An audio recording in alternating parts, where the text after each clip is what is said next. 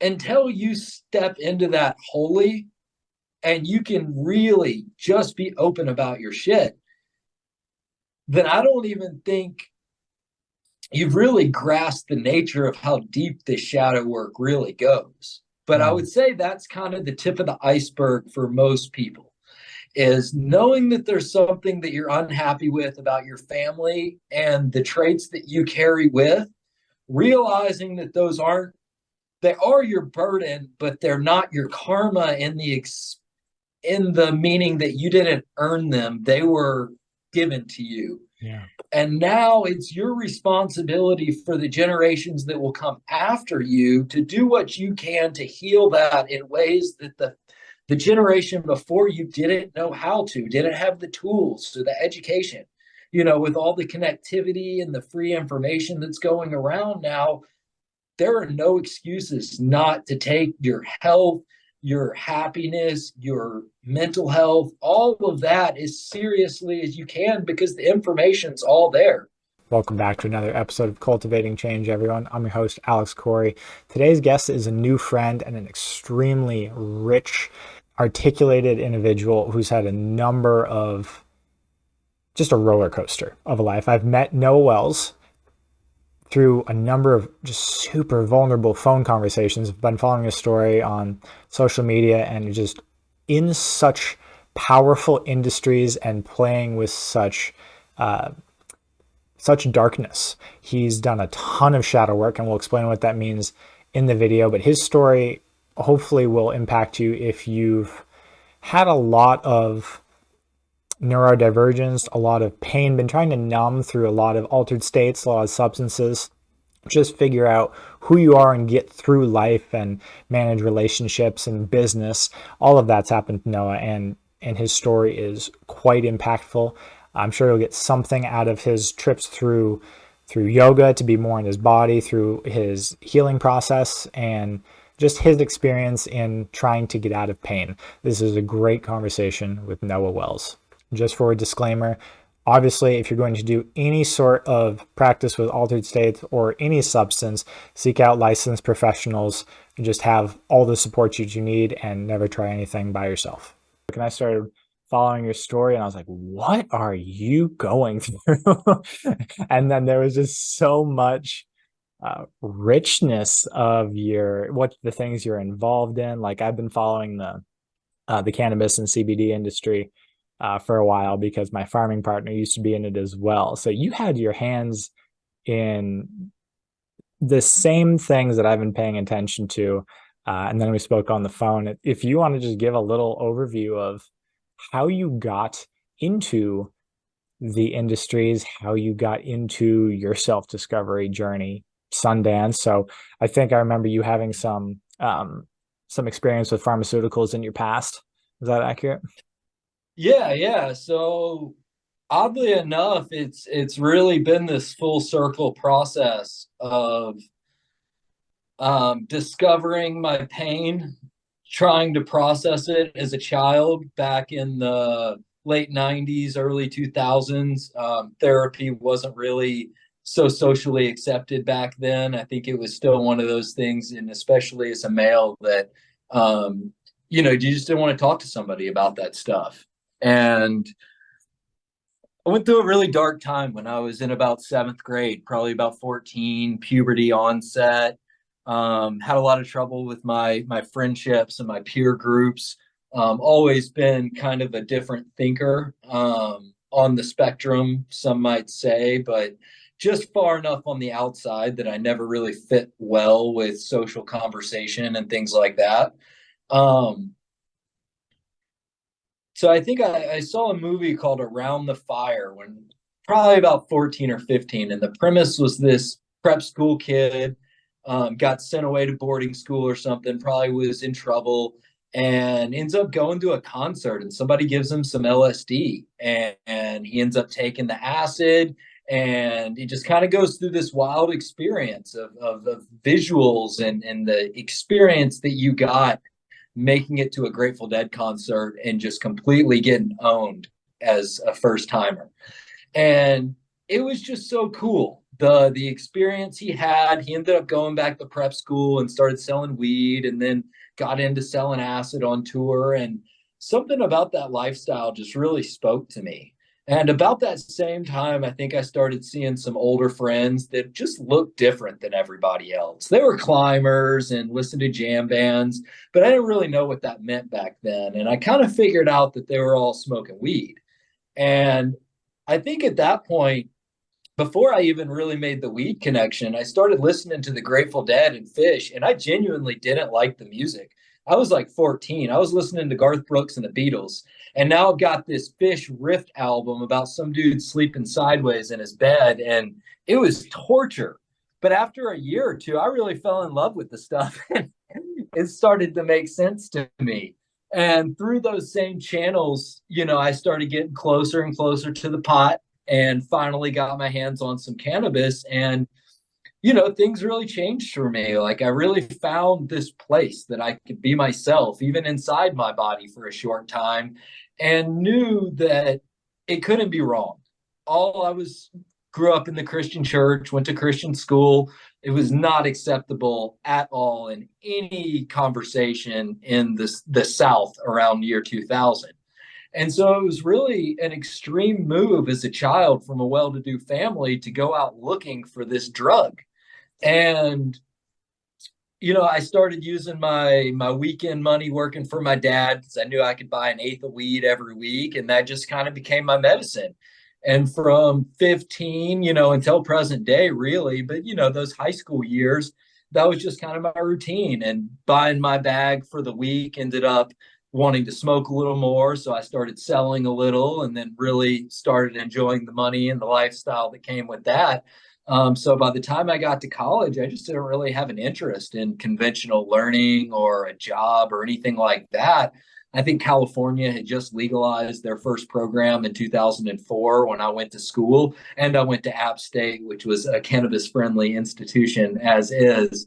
So yeah, I was just able to kind of have a different classroom, if you will, through those college years, when I started learning more about the music scene, the social economics that went around these parties, and how you could create a lifestyle from, for me, it ended up being making jewelry and selling gemstones, which I did professionally. I had eBay stores, websites, I've been to festivals, I mean, did the whole nine.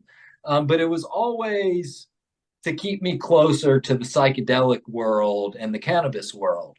I also got into mushrooms pretty early. About 16, I think I had my first 7 gram experience, which most people don't do intentionally, and neither did I. But Yeah, hero's dose is 5, so that's yeah, plenty. the mushrooms were about the color of your glasses, and I don't think Yeah. I've ever seen any as intimidating since. And I ate the whole bag. It was completely full on died out of body experience. My parents they were out of town. Like, none of my friends could comprehend what I was going through. So it was just me and this ride. And I feel like that was kind of my early introduction into the shadow work, and what would pretty much consume my life. As you mentioned, the pharmaceuticals, throughout the years, I've skateboarded. Making jewelry was really hard on my hands. And I had a couple episodes just where the drug culture kind of overlapped the pharmaceutical culture. And in my earlier years, I didn't understand what those meant to people's lives and how dangerous they were. And I ignorantly had access to them and helped others get them, and have a history that I know has also been part of my journey. And later in my life, it switched from kind of a means to an end with the selling and the recreational. I had put them down because I knew, I found out the dangers they were causing and separated myself from that. I only wanted to be around cannabis, grew dreadlocks down to my waist, wouldn't eat aspirin, and really just went that Irie lifestyle for 4 or 5 years through my 20s. And at some point, the weight of life just came back. I had crippled my hands making jewelry. I couldn't even open Coke cans because my hands would just be so locked up. And had a good friend also, or I think it was my weed dealer, and he ended up, just saying, "How about an oatmeal cookie?" which is what he called Oxycontin back then. And that's all it took, was just right place. It was there. I was in pain, and then the real ride started. I had lived some dysfunction from alcohol and drugs before that, but this is when heroin hit the scene. And at the peak, I think I was on about 6 milligrams of Xanax just to curb the anxiety that I had created from all the poor life choices that I had made up until that point. And it's too much. Um, Tried to escape into a lot of relationships that failed. I poured myself into my gym and jewelry business, and I couldn't do it professionally because of the hand pain and the difficulty to make it as an artist, and the lifestyle I was accustomed to growing up just couldn't be sustained from a startup business. And I was just constantly reaching and living outside of my means, and the constant cocktail of pharmaceuticals, cannabis, beer, whatever, was only making that situation much, much worse. So about 2013 is when I made it to the end of my road and finally found the will and the strength through another failed relationship and just the circumstances I was under, and decided to make a change. Hit the yoga mat, did 55 days of straight yoga, let my teacher know exactly what was going on. If I'm not on the mat, I'm using drugs. You call me out and make sure I'm here every single day.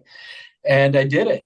And I was able to prop myself up enough to convince a woman that I was worth being with. We ended up being together for 8 years, 7 years, 8 with kind of the breakup, and almost got married. We were engaged. And what I hadn't figured out is, although I was off drugs for about 10 years, I hadn't actually done any of the hard work to recover. I hadn't done any of the shadow work. I hadn't been going to therapy. I stopped practicing yoga as soon as I fell into this new relationship, even though the nature of our relationship was to become yoga instructors together.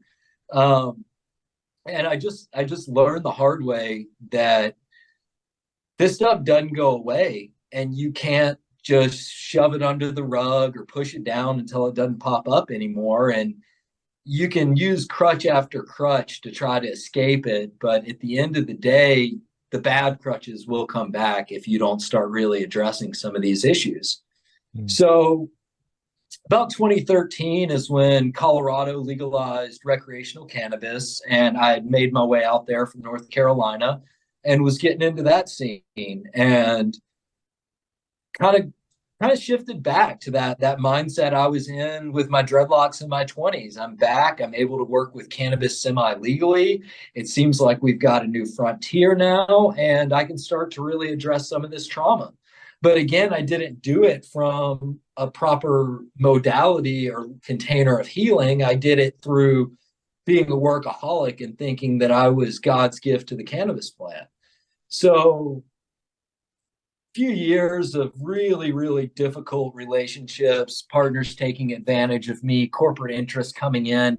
At one time, this group told us that they were working with a Rothschild fund of $180 million, and they wanted me and a couple players to start developing the infrastructure for interstate commerce when it was to come online. And I don't think they were completely lying, but I also don't think they quite had access to the budget they had claimed they did, or at least not firsthand. And a few years of tall tales, lies, and literally everyone telling us that we were, untouchable in the space, essentially. And then the hemp thing kind of happened around 2015, 2016. And I saw a way out, in a way that I could kind of take that power into my hands. And because of the experience that I had, we could do some genetic work, genetic modification, if you will, by making feminized seed, and really start developing these businesses and establishing real war chests, so we could start opening our own dispensaries or starting CBD companies or wherever the work kind of took us. It was a really crazy experience, because I was selling some CBD products, but only to be advantageous for the new ability to sell on a website. But I still didn't really know, other than taking the capsules myself. And I remember one funny instance: PayPal used to, they would flag your account and then ban it and hold your money for 180 days. So as a startup company, you can't live without, you have 10 grand in your PayPal account and that goes away and now you've got nothing. So this probably happened to me 6 times over the course of this experience. And I remember one of the first times I tried those CBD capsules, I looked at my partner, I went, PayPal just closed another one of our accounts. I can't stop smiling. And I didn't know why, but it was just something triggered in me. And I could tell that there was some real medicine here that I wasn't getting from smoking cannabis per se. And then we had a friend that was in Tennessee, no access, and their child was having seizures, so much so that they couldn't get through a court custody battle to resolve issues between the parents without the kid having an episode. So we got them some tincture. They made it through the battle just fine. And then the next week, the mom calls us and said, "What is it that you gave my child?"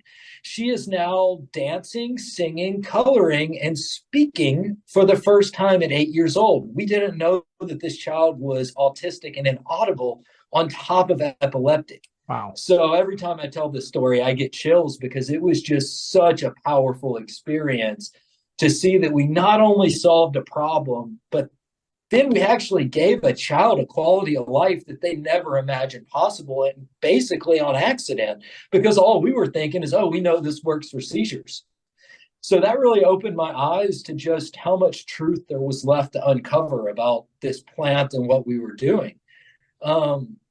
As we spoke a little in the past, from my research, this goes all the way back to the Second World War. Israel knew about CBD, cannabinoids, and their cancer-fighting properties. They knew about the seizures. They knew about so many molecules that we're now even just rediscovering today in the 2020s.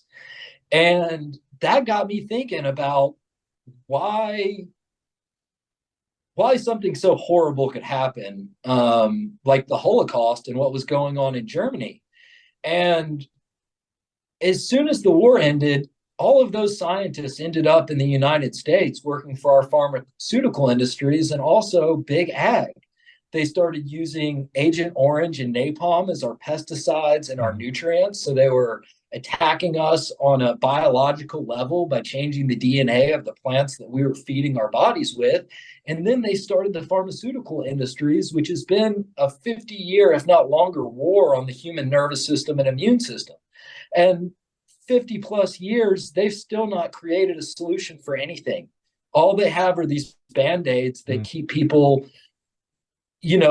keep them a customer for life, essentially. And now documentaries, Hollywood movies are coming out and showing that not only was this known, but it was more likely than not in the master plan of marketing all of these new drugs. And the distance from the doctors to the companies that owned them and sold them was just so great that even the doctors didn't know they were misprescribing because they were reading textbooks that were printed by the same companies that own the pharmaceutical companies. And as we all know, we've gotten so far away from a natural, sustainable, whole food source, and the chemicals, fake foods, and the things that we fill our bodies with have just gotten so far away from what the body actually needs to survive, like your work with the water. It's the simplest solution that no one cares anyone about. And it's heartbreaking. I tried many years, about 10 actually, to push that water technology through the commercial cannabis cultivation and just to sell it to all of my friends. And it was so difficult.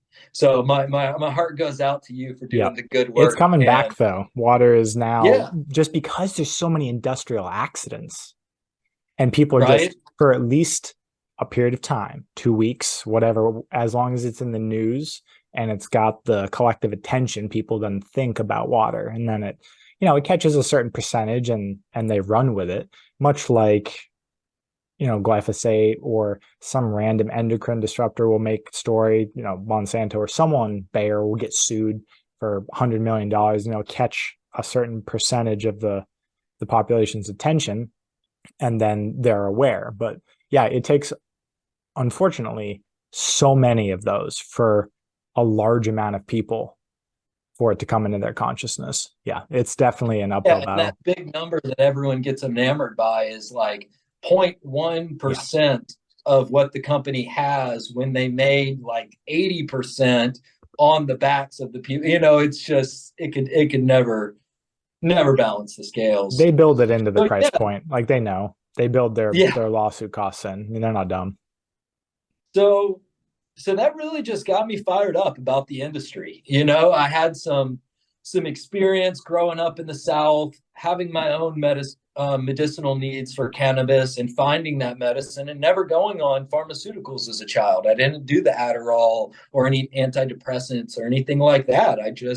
I felt that the cannabis was helping me enough, and I still think that that was a pretty strong strategy. Although now I would highly recommend the hemp and the CBD Yeah. route versus a teenager smoking weed. Yeah. What did it specifically do? Like, what did you notice change in your body whenever you were under THC or CBD or whatever cannabinoids? Just slowed my thoughts down and gave me some peace. I was told when I was growing up that I tested very highly on some of the preliminary achievement tests and things like that. And so much so that they were actually concerned and told my parents that it was probably going to be a very difficult childhood for me because I just thought so much differently than everyone else around me. And that hyperactivity in the brain, kind of an OCD neurotic approach to looking at details, it just really made it hard. I started noticing, 14, 15, mom still dropping us off the parties age, that I would just sit on the stairs in the corner and everyone would be socializing and it would seem so natural to them. And I was just over, hunched over and couldn't really, if I had a girlfriend or some type of relationship or something that I could like work or do something on, Yeah. that made sense to me. But the idea of just like speaking to speak, never, I could never get it. And so that really just got me out of that mindset and made me comfortable being alone, quite honestly. Like I like to smoke and listen to my music. I usually had a serious long-term romantic interest, and we would just kind of drift away into our own little escape. And that's why I'm saying, I don't know that the cannabis or the smoking cannabis is the way to go at that age. But I don't think I was wrong in the way I was working to balance some chemistry in my body that a doctor would have otherwise tried to do differently. And over the years, I definitely think it's been a double-edged sword. I know that it served me at a time and it helped me get to this point and is a part of my story. But now I'm seeing how much it's bringing me down and how at 38 years old, I'm still struggling with smoking addictions, and that inability to sit with myself without having that dopamine fix and that, like if I tried to get on Facebook or Instagram without smoking weed, my brain would just explode, Yeah. And now, You and everyone else, but you might yeah, notice it yeah. more. Yeah. You know what I'm saying? It's Oh, just yeah. that type of engagement, like I couldn't even step into because my brain just couldn't handle it. And now I'm seeing what a crutch that's become because I never learned how to handle it. And there are ways of healthy coping and breathing and working through this stuff. So the CBD industry was not any more forgiving than the cannabis industry. Even worse so because it allowed all the money to come in, not just the money that was risk inclined and would get into cannabis, but anybody that had money to invest, it didn't matter. I saw tech guys that sold their companies in Silicon Valley and sat on the edge of a farm in their Audi and pointed and told the farmers what to do while they literally farmed out of a new Audi on the side of the dirt road. Like it was the craziest thing I've ever seen in my life. And people throwing hundreds of thousands of dollars at this, life savings. I worked with over 50 farmers or farms in my experience. I honestly can't say that one succeeded. I hope that was no fault of mine. And I know that we had about a 1% success rate as an industry. So the math doesn't lie either. Yeah, I think in West Virginia, I read the other day, 11 acres were planted last year. 11. we're going for thousands. I think there was 50,000 acres planted in a couple years past for a single state to only be pushing 11 after 7 years of legitimacy, banks opening up, legal avenues. All of that is just, it just shows how much dysfunction is in the industry, as that being the new ag crop that's gonna, Cash crop, yeah. turn all the farms around. Yeah, all of these farmers just thought that it was going to save the day. And we didn't know any differently, because we weren't farmers. We were just cannabis guys, and we needed more land and they needed our experience. So we jumped in the trenches together. And man, it's just been so hard, because there's been so much trauma in relationships, and business is never easy. Like they say, never do business with friends. And it's kind of that idea, because all these people became my friends and my family. I lived in some of their houses for periods of time. And I made a joke that, at Thanksgiving dinner, no one's going to be talking about the turkey. Everyone's going to be talking about me and whether we succeeded or we failed that year at that crop. And that was a lot of pressure on me. I had about 1,000 acres under my control in 2020 or 2019, before the pandemic came in. And I had gone through a hostile takeover in Colorado. Best friend turned his back on me. Farm partner colluded with him, and they locked me out and stole all of my work, the employees I had trained. I had my whole crew living in my house, and they jumped shipped. I mean, literally eating off my dinner table every single night. And it was hard. I moved east and rebuilt and started working in about 3 states with some very, very high level companies. One even held a patent to a nursery liner that almost every farm in the country uses. I mean, if you've been in ag, you've used an Elipod at some point, given you're farming these particular crops. But you get what I'm saying. It was not a small feat for me to strike up an exclusive partnership and then get them to fund our research. And we created millions, if not tens of millions of dollars worth of seed from nothing for the second time at that. And the pandemic came in. We had a pretty big market correction before the pandemic, but then the pandemic just really, really wiped all the rest of the pieces off the table. And for me personally, it stole all my hope. I'd been hanging on to my relationship that was struggling at the wayside of my professional career. I'd been off alcohol for a bit, but had gotten back into it at 19. After the hostile takeover, I kind of, I didn't go back on the drugs, but I definitely slipped back into drinking pretty regularly. And the cigarettes, which you saw me smoking a cigarette today, I'm still fighting that battle. It's been 20 years. And the weight of just, it wasn't just my businesses, it wasn't just my relationships. It was the Epstein stuff. It was the child trafficking. It was the pharmaceutical lies. It was the idea that now we've got this vaccine rushing in that is literally ripping families apart. And I would have never gotten a vaccine in my entire life. Up until that point, you would have never been able to convince me to even take a flu shot. I was so emotionally broken from the industry, my relationship, and issues I was having with my family, that my parents are older, and my dad has had 40 major surgeries and was going through cancer treatment. And they didn't want me to come visit them until I got vaccinated. They didn't say it in so many words, but my brother actually did.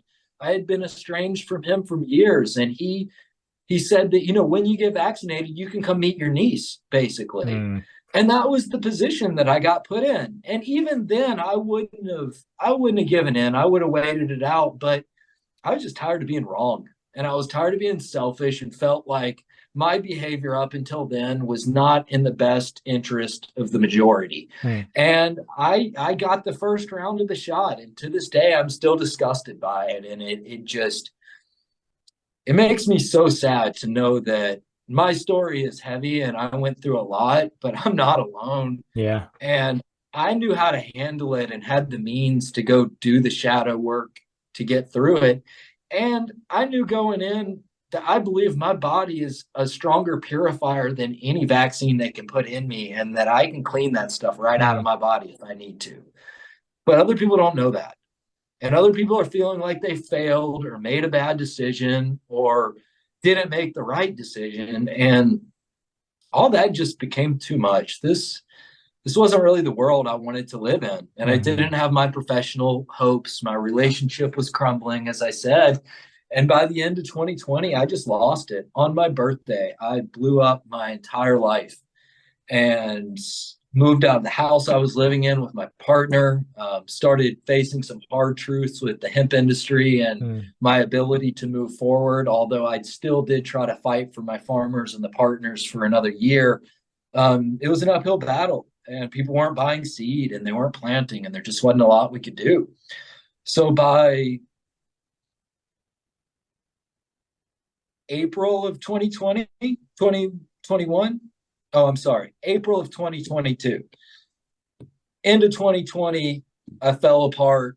21, I fought as hard as I could, maintained my sobriety, no alcohol, no pills, even stopped smoking cannabis for the first time in my life. I had 5 therapists. Wow. Not in the year, I had 5 weekly that I would go see. I was doing anything I could possibly do to try to save my life. I listened to 10 years of my brother's sermons in like 3 months. Like his entire career. I said, there's some truth in here. I respect how much work you put into your education. Like, let's hear it. I was looking everywhere for these answers.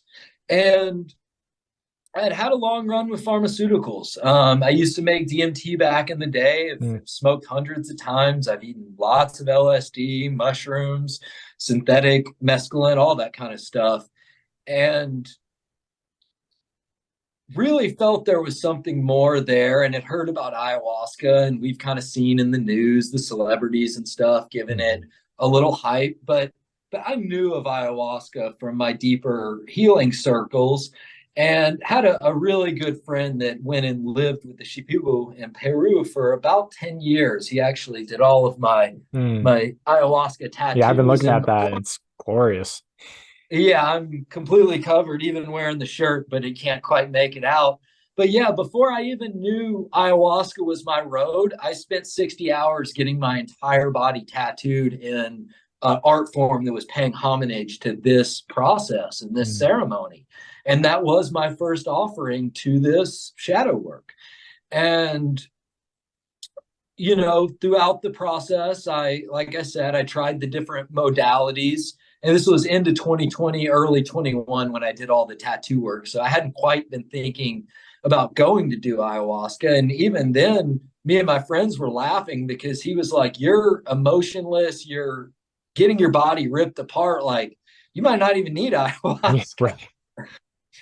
But just a joke. Everyone needs ayahuasca. uh, so So yeah, by the end of 2021, I went on a yoga retreat. That was kind of a Hail Mary. I'd gotten into a Bikram practice and was really enjoying the crew I was training with near my home in West Virginia. And he had a retreat down here in Mexico. So I hopped on a plane. No, hopped on a plane to Denver to expedite a passport so I could fly back to DC and then fly to Mexico. Because I wanted, this is all in a week. I thought we could just do the overnight thing. So I booked my ticket, paid for the retreat.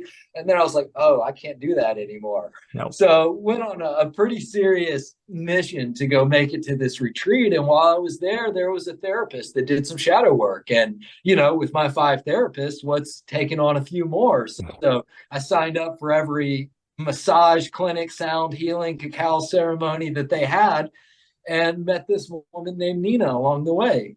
Well, the retreat isn't really it's more of the Kundalini vibe, really no drugs at all or even plant medicine. So she wasn't even really supposed to be talking about the work that she did, but I think we started talking about my tattoos, my journey, something, and it kind of overlapped. And then she showed me a book that she had written on working with ayahuasca and told me that she was actually a coach or a therapist that worked with an integration process that involved a year of therapy with weekly sessions around this one ayahuasca ceremony, and that this one ayahuasca ceremony would basically carry the content for your therapy for an entire year, as long as you didn't start mixing in a lot of other plant medicines, get back on the alcohol, stuff like that. If you stick with the ayahuasca, then she'll continue to teach you. So I ended up living in Mexico. I I left the retreat. I skipped forward a little bit there, but I left the retreat and I went back to the States. Um, Knew her in process involved coming and staying alone for about a month in an Airbnb. And I had a thriving website and manufacturing all these CBD products. So leaving just didn't seem like it was possible. Like I just couldn't imagine how that would work. So things got darker, so dark, in fact, that she decided she couldn't help me anymore and that I just wasn't ready for this process. And it wasn't because she couldn't do anything, but it's because I wasn't ready to help myself. So we took a break and I continued with the other therapy. Things didn't get better. I found myself on Klonopin and Wellbutrin to try to manage the anxiety and the depression, and was able to get off that. But by about April of last year, 2022, I really just had enough. I had moved back in with my parents in Tennessee. I was operating out of their house with my website, and I was just hanging on to whatever business was still trickling in. But that was kind of another bubble that I'd gotten involved in after the hemp seed that was the Delta 8 and kind of this new hemp derivative market. And I knew that that was not going to last either. So I had no hope. I carried on as far as I could wake up and just do the work. But once I really had to sit with myself, I couldn't do it. I left the country in April to go to Thailand on a yoga mission trip, and then back to Mexico to that same retreat center to do a month-long Bikram training, praying that I would find something to hold on to in that time. But ultimately, I was prepared just to spend my money and kill myself when I ran out. Like, I didn't really have a plan. I didn't really think I was going to make it. I fantastically thought that I could get through this Bikram training and that might show me that I was strong enough to make it. But I failed out of that thing within the first week. Came over with jet lag from Thailand. My world was upside down. I was 3 days late and literally $1 short. And they wanted me to memorize multiple cues, be able to deliver them eloquently the next day, and then at the end of this 30-day period, be able to deliver a 90-minute class word for word. And I believe I'm dyslexic anyways. Learning has never been my strong suit, and this process just spit me up and threw me out. Fortunately, I found myself right across the street from my ayahuasca coach, and I knew that she had experience with my past. And I said, okay, well, let's go talk to Nina, because she can at least give me a point of reference and let me know if I'm copping out and giving up, or if I'm honoring my body in this path right now and saying that, this is just too much. She kept telling me, I've only got so much energy, and I can either fight for my life or I can fight for my businesses. And what ended up happening is I realized that that was true, and I let go. And I got back into the program with her. I started working with kambo, medicine that comes from a tree frog, and really, really enjoyed the process there and started training and kind of using that with my free time. But I also went and did that ayahuasca ceremony that we had been planning. And I did that around May of last year. I actually had my second ceremony this year. And it's been a really powerful experience. I'd love to say that it's been easier, but it is not. It's really profound, the layers of work that we need to do. I remember when I was going down this road, I remember when I just thought 30 days of rehab would solve all my problems. And I could go in 30 days, I'm going to be out, I'm going to be back out there and crushing life. I'm basically looking at year 3 of that 30-day process, and honestly say that I don't see an end in sight. My death date of when I had planned to kill myself is actually coming up in about 3 weeks. And I feel stronger and I don't feel like killing myself, but there's just so much work, more work that needs to be done. And that's kind of the nature of healing in general and this shadow work and this process. You Post Malone just made a really funny statement that he quit drinking sodas. And I saw someone post, well, maybe you should think about the 50 cigarettes you say you smoke a day, opposed to the soda that you think is killing you. And that's kind of the American way. It's like we take this baby step into healing, but then we don't look at any of the real problems or any of the real work that needs to be done. And we carry that along and we pat ourselves on the back and we think we're doing so good. And then we get faced with something, someone, some experience that makes us want a little more. And so we dive in a little deeper. And that's how people such as yourself and myself end up with these fancy water machines and literally driving with 5-gallon jugs of water with the seatbelt on them in the passenger seat. Yeah. And it just becomes so much more than we ever expected. But the process also gets really beautiful and fulfilling along the way, And I think that's the biggest message that I could give the people and kind of working through your story, because mine's crazy and not everyone is going to have been a cannabis crusader No, for but a 20 bunch of years. people are. Yeah. Absolutely. And I guess you should never minimize somebody's experience or the effort or the beliefs that they have, Right. So we're all fighting, we're all on these crusades in different ways, I guess is what I'm saying. So I guess the shadow work. Yeah, can you define, because we've said about 4 times, what does shadow work mean to you? Shadow work to me has become digging up the family trauma lines.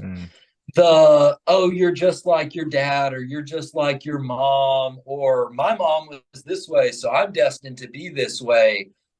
It goes into the Christian theology of carrying the sins of your father for 3 generations. It goes into DNA and scientists proving that we actually pass trauma through our DNA onto our children.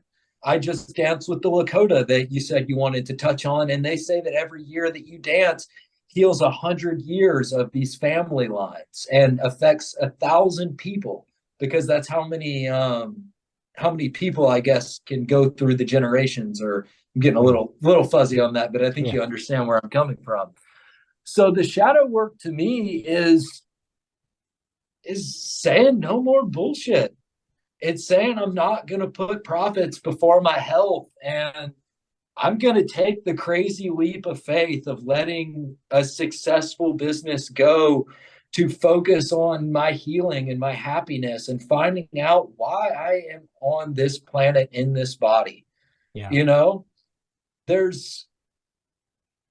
just don't feel like most people are living life the way it's meant to be lived.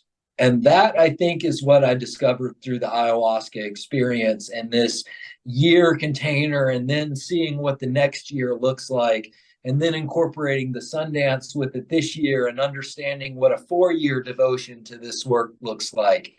And the intention that goes into it. I just had a really, really good talk with a friend of mine, a sister that's only a year ahead of me, but light years as far as maturity and experience in this plant medicine. She's native Mexican and grew up with more of this culture, so she's been living it for much longer. And we were just kind of defining what it means to be a warrior and what it means to own your truth. And there was a really beautiful example of just a romantic situation where she was with somebody that could be authentic.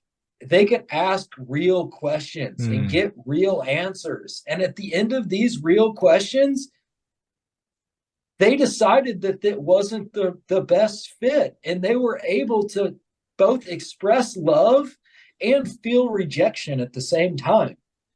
And I feel like that's something that we're just unable to comprehend. Again, I keep going back to America just because that's what I know. Yeah. But I do think we're further away from the truth than many other cultures are, from what I've experienced and how they live their lives.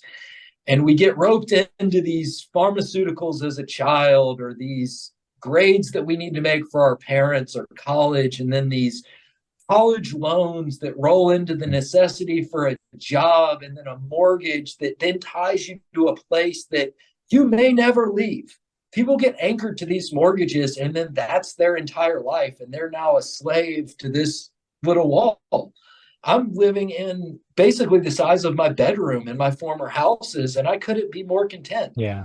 I get no Amazon packages. I have less things. I don't buy stuff anymore other than fruit and juice. Yeah. And like, I love it. It's just amazing how few of those distractions we really need.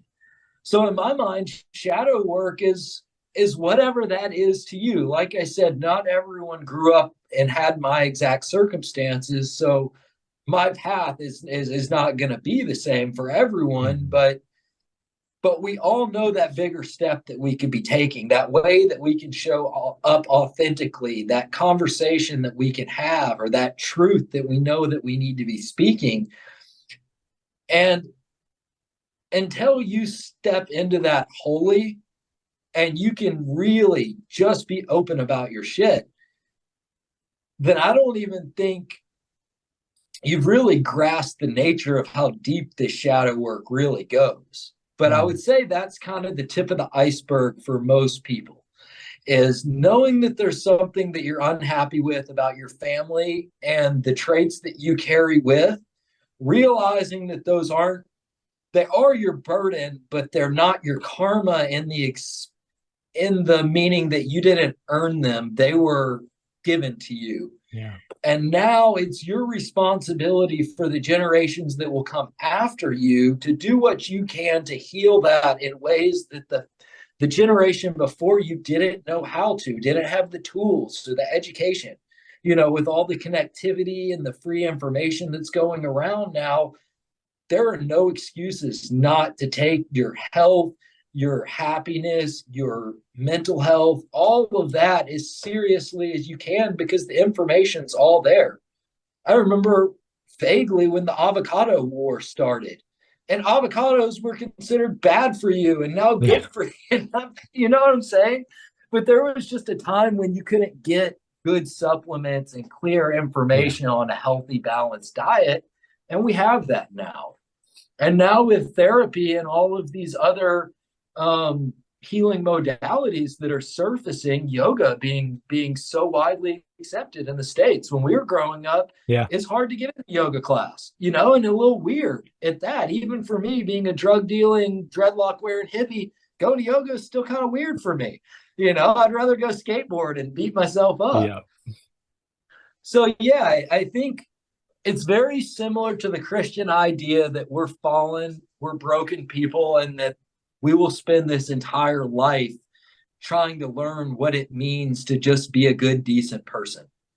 And you take that same idea into the secular world with the shadow work, and you say, this is my way of honoring the divinity that's within myself. This is a way for me to have that respect, to create those boundaries and become a person of respect who even the most despicable people out there know they're despicable. I don't care how lost they are. When they're alone with themselves at night, they know that they've done something that wasn't to the best of their abilities. Yeah. And so for me, that's really what it is trying to unlearn all of those things, both religious and worldly, that had gotten me to the point of thinking that I'm not enough, that if I don't have, 6 figures plus coming in every year, that I'm not successful, that my looks or appearance are really going to affect my ability to find a partner that can show me genuine love and feel loved, and just to really find a way to make a home inside my body, because I've never had one.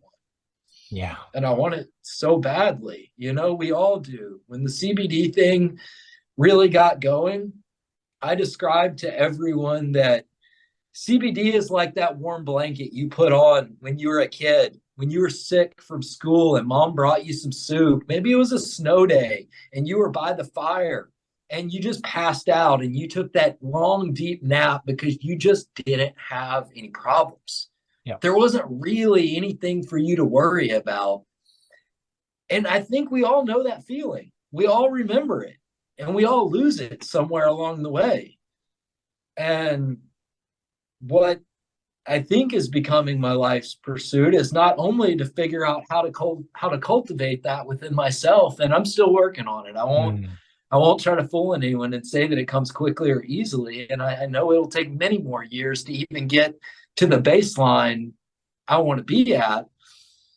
But I see how it could happen, and I feel it coming along, and I feel driven and motivated to help other people make it to that point as well, because like they say, those that can't do teach. And I know I'm doing as much as I can, and I'm going to keep trying and working, but I've got yoga certifications. I can administer kambo. I know a lot about cannabis and consult with CBD, but that's not what I feel called to just instruct or show people the motions. I want to step into it with them. I want to sit in that dark, scary space that you don't want to be in by yourself. And I want to have the strength to be able to do that and still walk away with my balance. So yeah, I guess that's the kind of long-winded on what my shadow work process means. And where perfect. I think others, could kind of start in the process. So you sprinkled, well, I mean, through that entire journey, there was yoga sprinkled in there. Did you get any, do you think that helped keep you semi-stable amidst the chaos? Were there any revelations? What did it help keep you embodied? What did you get from having that consistent practice through all of that? When I was really suffering, the biggest thing I got from it was community. Again, just like the Christian faith, the church community, there is a need to be connected, and we get so disconnected in our daily life, running to work, little time with our partners, things like that we really lose touch with community. So that's one of the biggest things that I've found in yoga, is that there is a community of people there that are willing to be there for other people and are all going through it. Yeah. As far as a discipline, for me personally, an hour practice a day, especially a group practice where somebody else is pushing me, the feeling that I get when I leave that class is definitively different than the feeling that I had walking in, and one that I could never say I couldn't use. Even on my best days, I still need to drop it down a notch and come back, land the plane, so to speak. And on the worst days, I need somebody to push me and to make sure I'm getting up there and going through the routine. And then the love that I found for my body once my muscular structure started changing, and I started learning like how to wear this human suit like we do clothes. All clothes aren't going to look good on everybody. Yeah. Everyone's body type is drastically different. So not only do you learn to love the body type that you're in, but you learn how to use it, and then you kind of find what you're good at. I've been on the handstand journey recently, and that's really fun to get into. But yeah, I can't say enough good things about yoga. I wish I had found and developed a practice sooner, and wholly believe, had I, that I could have avoided the pharmaceutical experiences in my life. But I know that everything that I've gone through is to shape me and mold me and get me to be where I am. I'm still kind of figuring out what that is. And it seems like doing this integration work and helping other people um, gives me a reason for all of the difficulty that I've been through. Um, Yeah. but yeah, it's been a long road. You mentioned that yoga might have taken some of the place of what pharmaceuticals were doing. What's the relationship there? Can you elaborate on that? I don't think I would have gotten into the pharmaceuticals if I had known that stretching could make my body feel better. Even when I had the terrible So it's arthritis and pain carpal based. tunnel hands, yeah, I wasn't doing the things that I needed to. Um, Emotionally as well, and the draw for community. And I think for an addict specifically, it's much better than an AA meeting. And Hmm. you definitely don't want to go into a yoga room intoxicated, Yeah. or a yoga studio, I should say. Like everyone will know your practice is weird. So it's just a really good accountability system. And for the non drug addict, go back to the Coke and the water and all of that.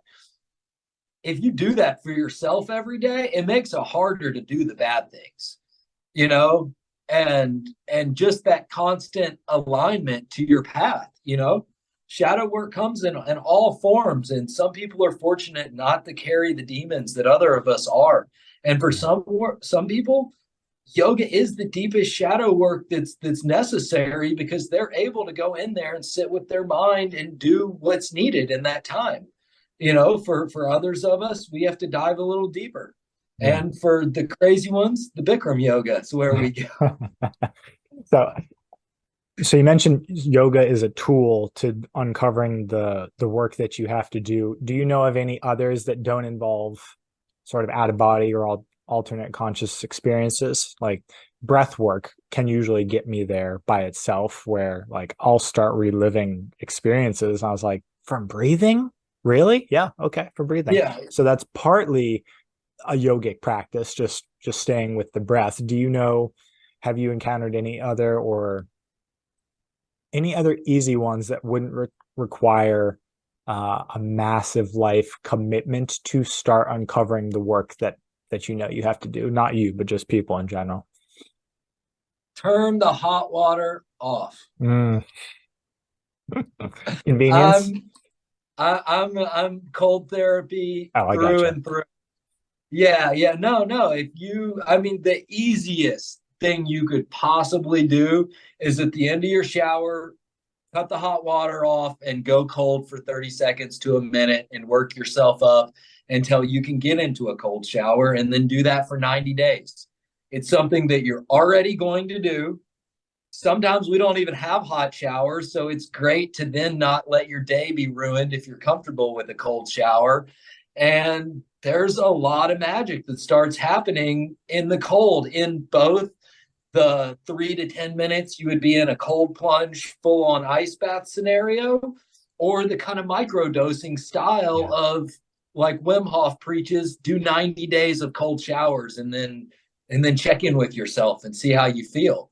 Yeah. So for someone that isn't ready to can't afford the yoga class, isn't ready to, go into that, is insecure, things like that, I think the shower is the greatest way to start really addressing some of those issues, because it is completely a mind over matter thing, especially like here when it's 80, 90 degrees Yeah. outside, or 100 degrees some places in the States. Like, it's not even that big of a jump. Yeah. The breath work ties into that perfectly, because they're synonymous in my book. We always do some breathing exercises coupled with the cold therapy, and that's how you learn to step into the cold. Breath work is very challenging for me. Still, years of experience, and I hate it.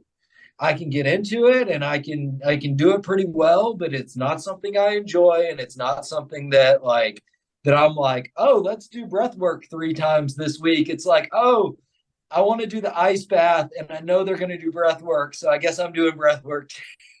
Yep. Yeah. I, I find ice baths are way easier for me, like full submersion. showers rip me apart just because it's like 1,000, a million icy little bullets. It's a constant differentiation. Like my mind can't really settle into itself so that I can focus on the breath. Ice baths I can do no problem because I can just, it doesn't You're change. So stubborn. I can Yeah, you're like, control it. I'm in Yeah, I can here. be stubborn. I can't take the like micro changes and hitting. It Yeah. just drives me nuts. But that would be the next That step might be then. what I mean, that might honestly be the magic in the formula is your synapse is firing a million times because you Yeah. just had 1,000 streams of water hit you, and Yeah. every one, it's the Joe Dispenza idea. We eliminate 25,000 cells every couple of seconds and we replace them with even more new cells. And if you're retraining your brain during that crossover, I think that's scientifically how the healing's done. Yeah. And people much smarter than I have thought way deeper on that. I don't want to act as though I'm coming up with some new philosophy on Oh no, my you're own. good. I use his content literally every day. I do his morning and evening meditations and splice him into almost everything I do because he is so articulate at what's this doing, right? No one cares when they're in it, but people are more likely to get in it and try like a specific type of meditation or any of the things, any of the nervous system tools that he has or that are becoming popular with cold therapy and all of those, because if you know what it's doing, I think some people are more likely to do it whenever they're like, oh, this is converting this neurotransmitter and that's why I feel this way. A lot of people need the data before the experience. I tend to be one of those where I'm just like, okay, now I can will myself to do it, and then eventually I'll get addicted to the dopamine it gives, right? So I I like the sold data. stones for 10 years and people would ask me metaphysical questions all the time. What Yeah. does this stone do? It looks pretty and it fits in this spot in the jewelry I'm making. And now, after 10 years later, science is coming out. We're learning a lot more about the Yeah. stuff, the stones, and some of those metaphysics are crossing over into physics. And it's an interesting world, but I was definitely very, very factual based. I need to Yeah. know why this is doing Yeah. what it's doing. The the quantum science, the metaphysics, I would just call anything related to quantum physics is still fringe for most people. So a lot of the energetics, resonance, all those words are still woo woo, but in 10 years they'll have plenty of science behind them. I mean, they're already making new words up for sort of what all of these frequencies do. Like my business partner is in frequency specific microcurrent. If that device that does that, it basically you can program it to emit a certain resonance.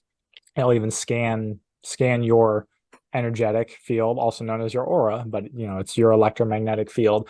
If you just change the words associated with something and provide some mechanisms on a way you can measure it, all of the guards come down on someone like me as just a super powerful left oriented engineering brain. Like if you're then you Yeah, can use the water is very yeah, similar. precise terminology is the difference between woo woo and not woo woo. Same thing, but if you can use precise terminology, someone will be like, oh, okay, cool.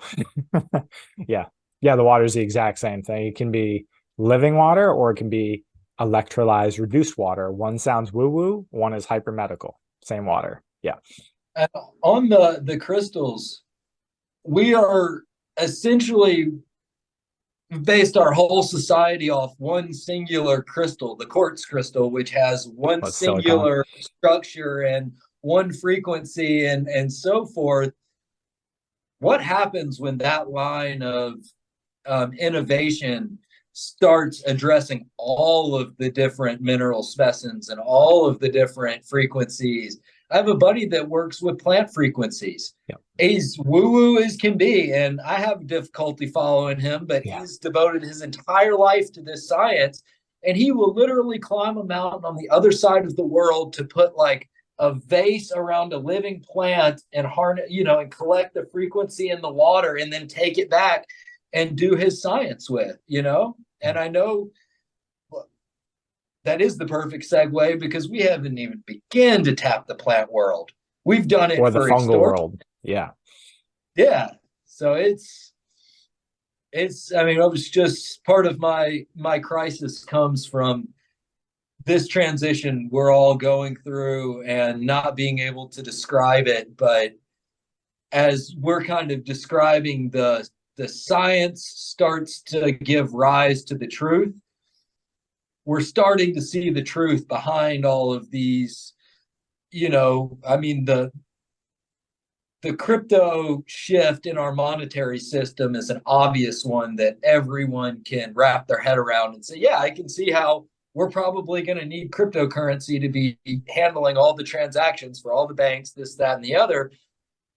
But the thing people aren't noticing at the same time is the human evolution is also getting an upgrade right now. Mm. And I have difficulty speaking too far into it, but I am experiencing it. Mm. I don't know how to describe it other than it's a part of my shadow work, but I don't think kind of those cycles that we were talking about, Jupiter maybe, Saturn, before we yeah. got into the Saturn, yeah, the Saturn return, to be a lot different than my process just happening to be while this big shift is happening. And I know I'm not alone in that. I just was already focused on plant medicine and stuff, so it was easier for me to identify with. But our entire landscape is going to change in the next 10 years. Yeah.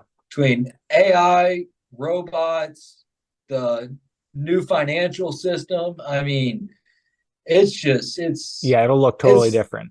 Yeah, consciousness so will look much. different. People will look different. I mean, we're always getting genetic upgrades, right? Our genome is constantly communicating with all living organisms outside of us. So uh, we are just being forced to adapt a little quicker than we usually are. But Yeah. yeah, it's the tremendous amount of turmoil and stress that's present in just the information field, since we have access to everything, like you pointed out, does tend to force change a little quicker than it would if you had none of that in the jungle, so to speak. I mean, Yeah. although your genome gets upgraded pretty quickly if you're under real life stress in the jungle.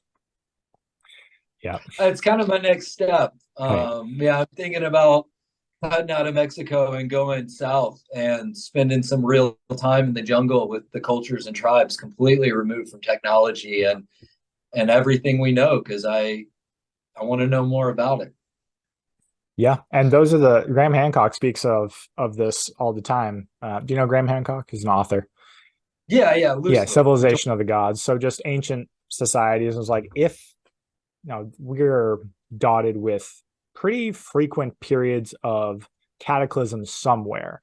And, this goes back to the story of Atlantis and just civilization and its hubris getting wiped out pretty quickly. So he's like, this is going to happen again at some point. And the people who would survive aren't the cities, obviously, probably not even the suburbs, probably not even anyone in remotely civilized. It would be the hunter-gatherers. So it would be the people living in the bush still or in the jungle, and survival is just their game. That's what they do. So those people, even though they're removed from all of the sort of information-based society, they would be the ones to carry on, because it wouldn't be, if we had an EMP, for instance, like just knocked out the grid and it took even half a year to rebuild, like civilization would look totally different and they would be wholly unaffected. I So just had it's an epiphany on all of the psychedelic paintings you see with like an elder or a chief, knowledge busting out of their head. yeah. It's like, oh, they were the only ones smart enough to be able to carry the knowledge through all of the shifts, which is why um, our culture looks at them so primitively, yet their culture looks at them in such high regard. Yeah. And now living down here in Mexico and seeing the transition from the jungle into kind of the cities and the economies and things like that. Yeah, it's really interesting to see how they even carry themselves through our world with that discipline Yeah. and without fear, and are protected because of it. Yep. It's a really beautiful thing. That is beautiful. We covered a ton. Is there anything we didn't cover that you would like to address? No, no. Okay, that um was great. If yeah, I so, think what are you working on currently? Are you still, you said you would like to be guiding people. if someone's on that exact trajectory and they need a guide, where can people either follow your journey? Are you on social media at all, or are you just trying to get off entirely? No, I'm on social Okay. media currently. The program that I want to do starts next April, so I won't be equipped with the tools to facilitate for a little while. I was thinking about doing some lifestyle coaching Mm, because I do know nutrition. I could do Zoom yeah. yoga classes and things like that, but really not feeling called. I Yeah. think it'll be another couple of years before I really step into my offering. But I do have Nina, the woman that has helped me, and Mm, an awesome Rolodex of bunch of different healers, modalities, and if you're interested in just about anything yeah. connected to any of these things, I can tell you a little bit about it and show you who to talk to that can tell you more. So yeah, I'm happy to be a conduit Yeah. until it's my time to really step in and excuse me. It's like anything you do kind of your apprenticeship or your Yeah. service hours.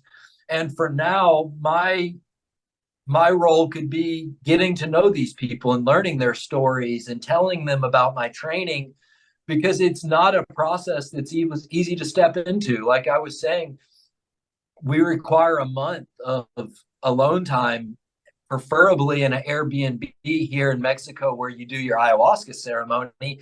And that in and of itself discounts most people from being able to do the work. Right. Outside of that, just the weekly therapy sessions, I think, add up to about $10,000 over the course of a year, or maybe a little longer. I forget the exact number, but there's a financial end as well. So what I'm kind of seeing is being able to work with people without the need for finances so that I can help get them to where they need to be so that when I'm ready to do the full Yeah. program, maybe they're ready for it at that time. Hmm. Some little balance of walking together, but yeah, if someone's ready like today to start, I would love to connect them to Nina and show them the program she's been Mm. working on. And she does free consultation calls. So she'll give you an hour and just sit in and see where you're at and let you know what she can do and what the ayahuasca might do to help. Yeah. And I'll put all that, I'll get all that info from you and put in the show notes, because I'm sure someone is ready to do that exact thing and is just looking for someone who, well, that's a whole bunch of trust. So someone that they could trust, because that's shadow work Yeah, is not fun, right? It's yeah, it can rip you apart. So having a guide for that is necessary and might prevent further spiraling, I would think. Yeah. absolutely. I can definitely say that I would not recommend for people to go into ayahuasca without a clear understanding of what they're doing. And in most cases, it will cause more harm than it does good if you do not respect the entirety of the process. I see so many people sitting in ceremony and then hopping on a plane the next day or Yeah. running back into it, and you're going to lose it. You're going to lose it just like you did eating some mushrooms at that Grateful Dead concert. It's really not a lot different unless you sign up and answer the call of the healing and don't just use it as some band-aid or like you would a pharmaceutical. Right. Yeah. And certainly not. I know people who do it recreationally. I was like, really? Yeah. I mean, I'm in Asheville, so there's plenty of it here. Western North Carolina's well, Oh, has I'm terrified some of the idea practitioners, but of I'm very terrified. Yeah. people like concerts now. There is someone at a fish show somewhere that's drinking ayahuasca in the back of the crowd, and that's insane to me. Yeah. Yep. Well, fantastic talking to you. That was such a rich experience, and I learned a ton. So we might do this again and just to get an update on where you're at and any Yeah, revelations that you've come to, because that is that's a roller coaster of a life. And there's an expression, I think Alex Hormozy, who's a big marketer, came across it today. He pays a ridiculous amount of money for people just to teach him things.